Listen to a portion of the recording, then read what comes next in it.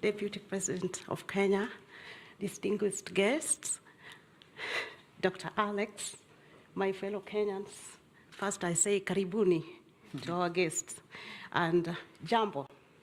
So, Mr. Deputy President, I've got two questions. First of all, let me just say, my name is Rosemary Adigor, and I'm the PR and Marketing Director for Azimio UK chapter. So I've got two questions for you.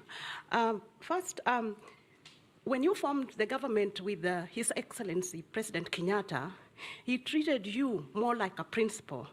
And in that case, you were given some of the most powerful dockets that, as any deputy president, we've never seen that sort of. So that was generosity from his part.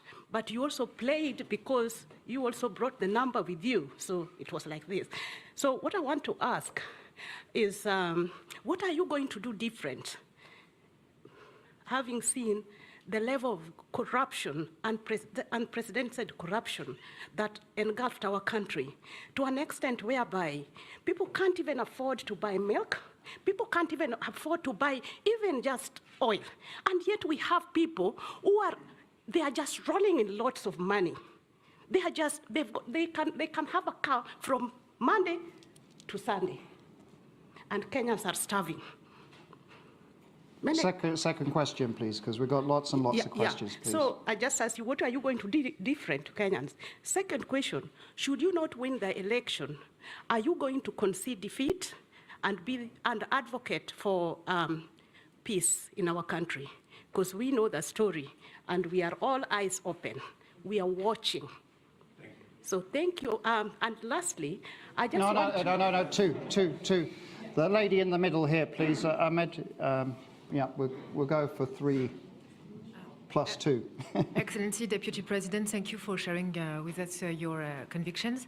I am Nashwat Megwar, Head of Political Practice at Concerto Global Public Affairs. I have 2 questions. The first one is a more political one.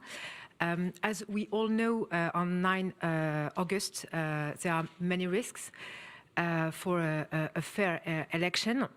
So on which tools do you rely to ensure a fair, transparent and inclusive election, and how can the international community support you this way? The second question is more economic. How can the international investors plug to your bottom-up platform vision to create employment and value in Kenya? And how can they become, as you say, true hustlers for Kenya? Thank you very much. And there was one gentleman there, you, sir. Yeah. One question, please, because I want to try and get a diverse number of questions.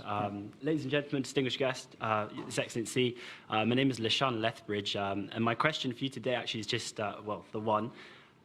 Kenya's shared prosperity in the region of East Africa can only happen if Kenya protects its borders, and I'd actually like to hear your thoughts on the internal security of Kenya and its armed forces, and what your thoughts are to have a prosperous Kenya and a safe Kenya. Right. Thank you very much. Yes, I have been Deputy President for 9 years. I don't know which dockets were given to me, because when President Uhuru Kenyatta formed government after the election, we've always had one president. We've never had 2. And the responsibility over government has never been shared between Uhuru Kenyatta and myself. Our first term, we ran a coalition government, but I can tell you there was no single opportunity where my party held a PG outside President Uhuru's party. We had one parliamentary group, one government, one program, and it was all clear.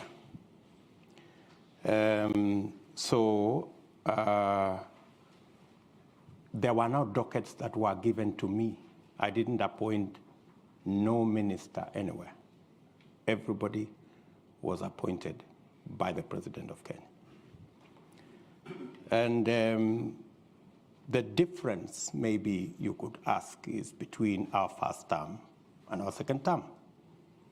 In our first term, granted, I played my role as deputy president. The president assigned me many responsibilities, which I discharged with distinction from where I sit. And that is why, in our first term, we rolled out our plan to build the standard gauge railway. We have built 700 kilometers. I was part and parcel of the entire delivery plan. We set out to build 10,000 kilometers of tarmac road in Kenya. By June this year, in 3 months or so, we will have actually done 11,000 kilometers. I sat long hours with officials in government to design how that was going to happen. Same case to our TVET program. Same case to all the other programs that we delivered on our first term. And to demonstrate our success, we were re-elected in our second term with twice the margin we had been elected in 2013, clearly demonstrating that the people of Kenya were happy with our delivery. Unfortunately, in our second term, because of the political dynamics that came into play, the president told me that he wanted to do things differently. And he didn't want what had become normal in Kenya, that this was Ruto. He wanted a Uhuru. And I had a discussion, a candid discussion with him. And when he told me that's what he wanted, and he wanted to run this government because he wanted his legacy alone as the fourth president of the Republic of Kenya, I was not fussy about it, because he decided that whatever I did in the first term to coordinate the government programs, work on assignments that would consolidate our plan, he decided that he wanted somebody else to do it. And I didn't complain. So executive order number 1 came into force, establishing a different arrangement in government. And I had no quarrel with it, because that's how the president wanted to deliver on his second term. Unfortunately,